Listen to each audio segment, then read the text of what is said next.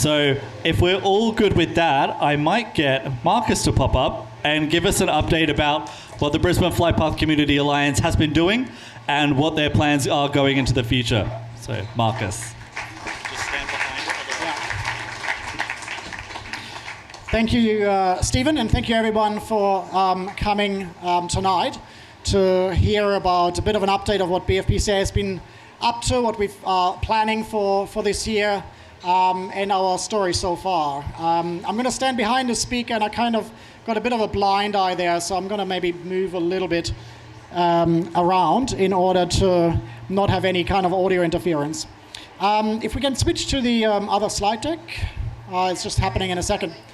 Great. Whilst that's happening, maybe just in the meantime, we have produced just a new flyer that has our QR code on there. We just want to make sure that everyone is on our mailing list so that you don't miss out on any vital and time-critical updates and announcements.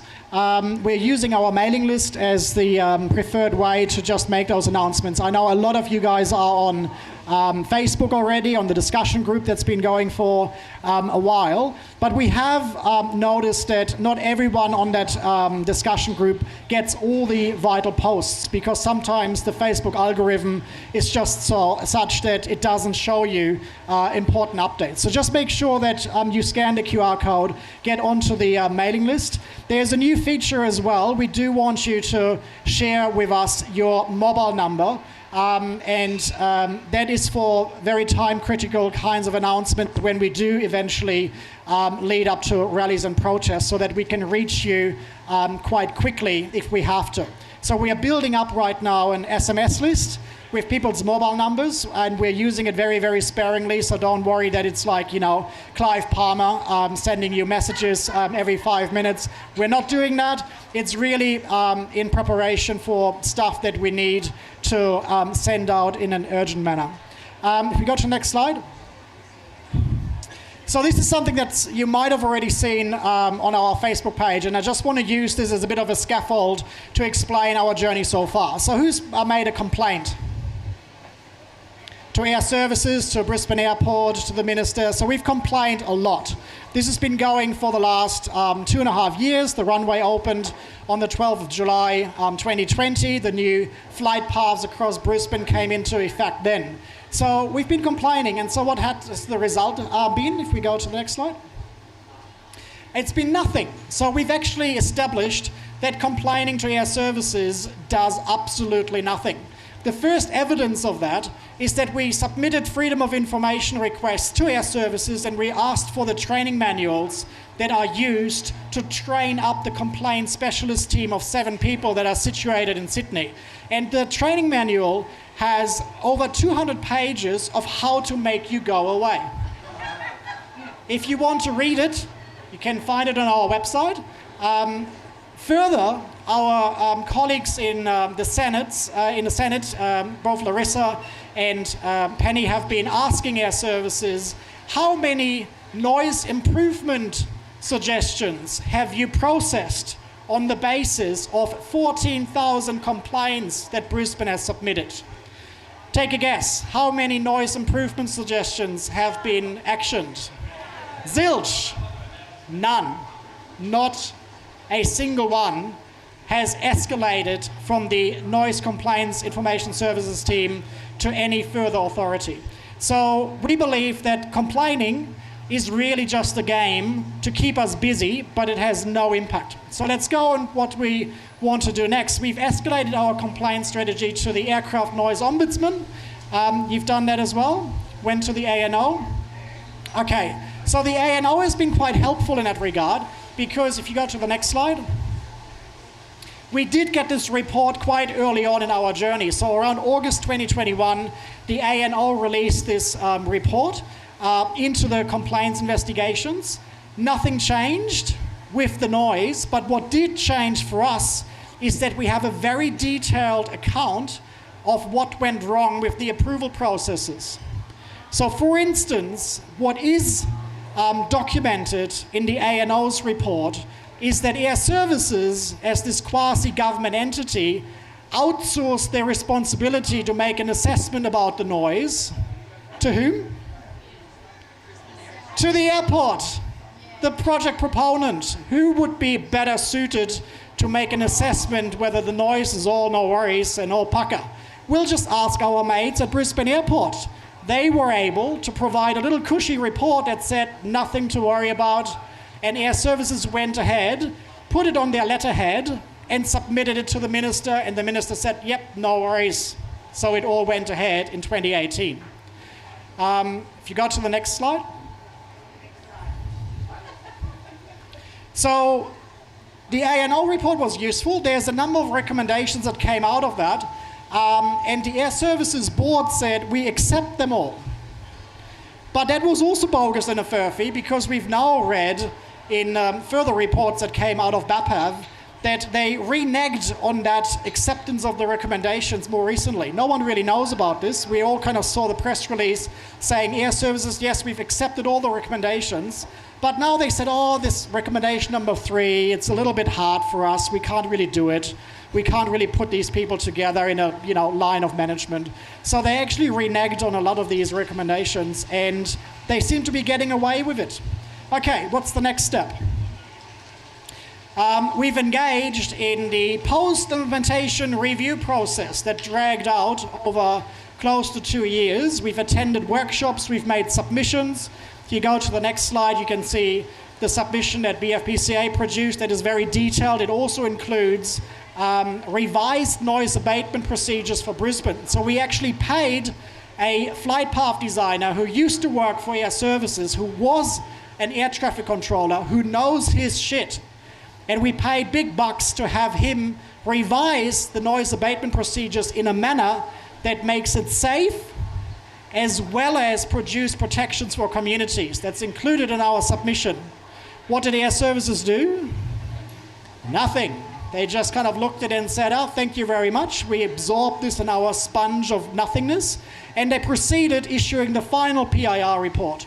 Now, the problem with the final PIR report is that it's A, taking far too long, because the most impactful measures are not actually kicking in until 2025. And the second problem is already from the outset of the PIR process, the most impactful legislative instruments were excluded in the terms of reference. So for instance, the kinds of community protections that are available in Sydney are not part of the scope of the PIR. That's because Air Services doesn't have any authority over making them apply to Brisbane. The minister does. So they argued, it's nothing we can do, so we're not going to look at it, okay? So the question about a curfew, the question about flight caps, the question about aircraft noise levies were all excluded from the PIR. If we go to the next slide.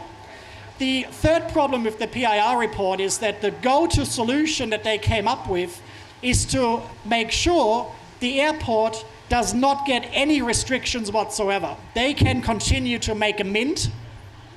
We just share the noise to more people. So if we currently have these flight paths that are currently over Brisbane, we're just gonna try and spread the noise sewer and put the shit over even more suburbs. In the last round of Senate estimates, we heard that the number of suburbs affected went up from 169 to 226. So with noise sharing, this will increase even further.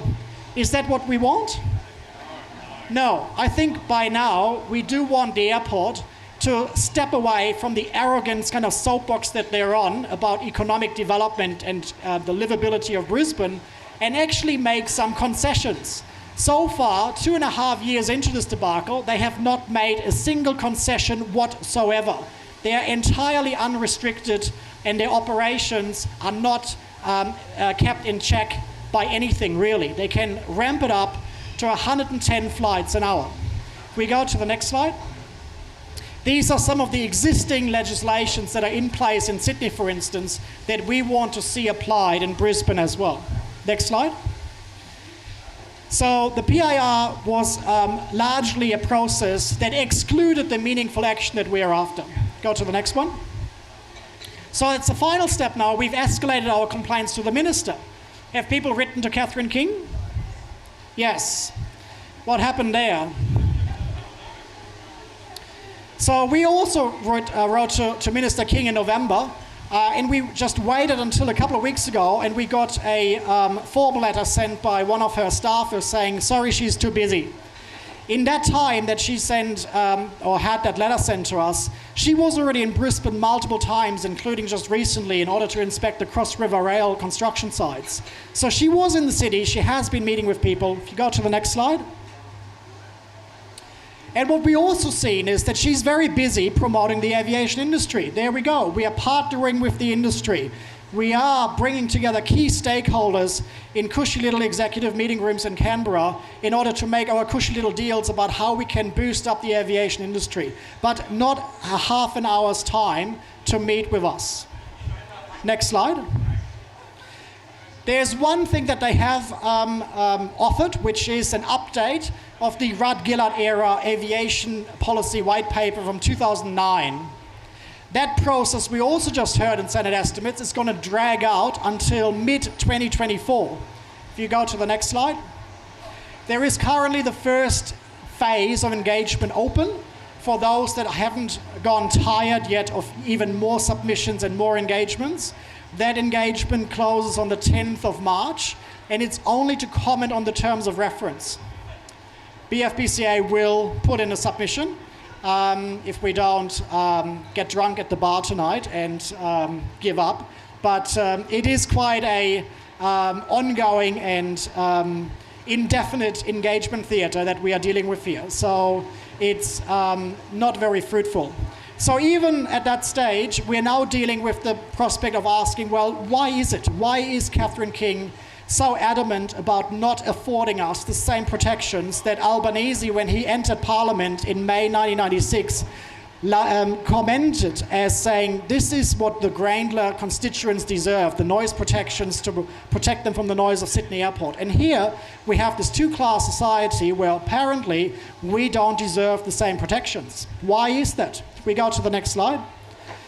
The reason is that there is a plan to turn Brisbane into what the aviation industry calls an aerotropolis. An aerotropolis is an idea of turning what used to be a city with an airport into an airport with a city. Next slide. The growth projection for Brisbane are supposed to outperform Sydney and Melbourne. Because there's no restrictions in place, they can ramp up passenger, cargo and freight traffic to 110 flights an hour. That's about a flight every 2 minutes. And you can see here that's not only outperforming Sydney and Melbourne, it's actually on par with Hong Kong and Singapore. Next slide. So they're in cahoots. We got the Fox in charge of the hen house. Brisbane Airport and Air Services are pretty much the entity where you don't understand where the one ends and the next one starts.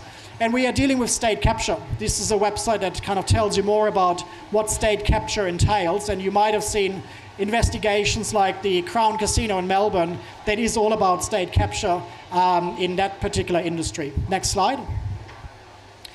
Now, the state level is interesting because we are leading up to both a local as well as a state election next year. And the Premier has been responding to our complaints saying Queensland government has nothing to do with aviation. Next slide.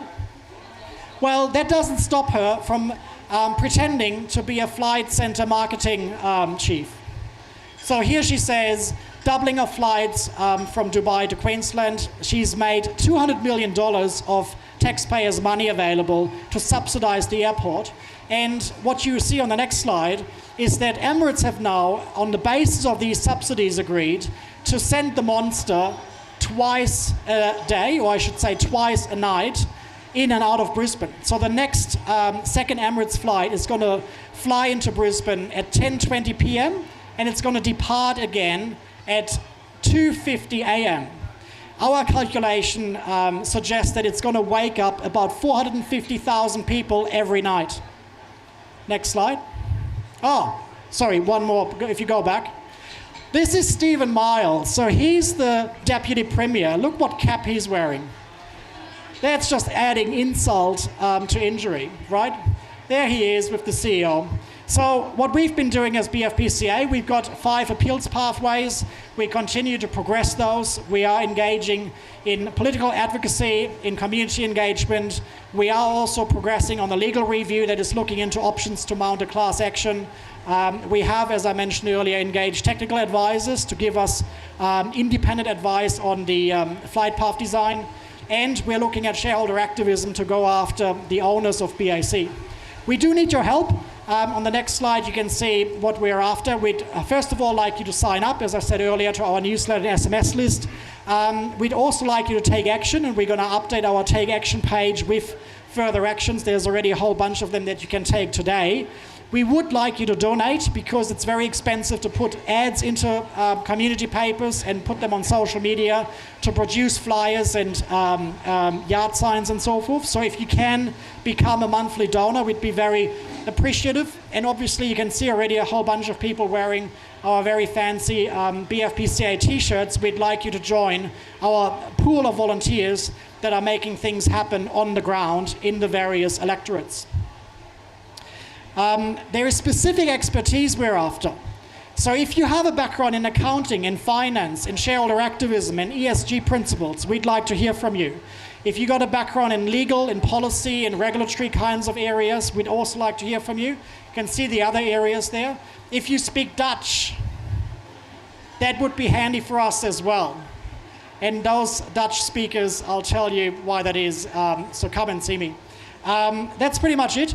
If you'd like to find out more, talk to anyone in a BFPCA t-shirt or to myself afterwards, and I'll hand back over to Stephen. Thank you all very much for coming tonight.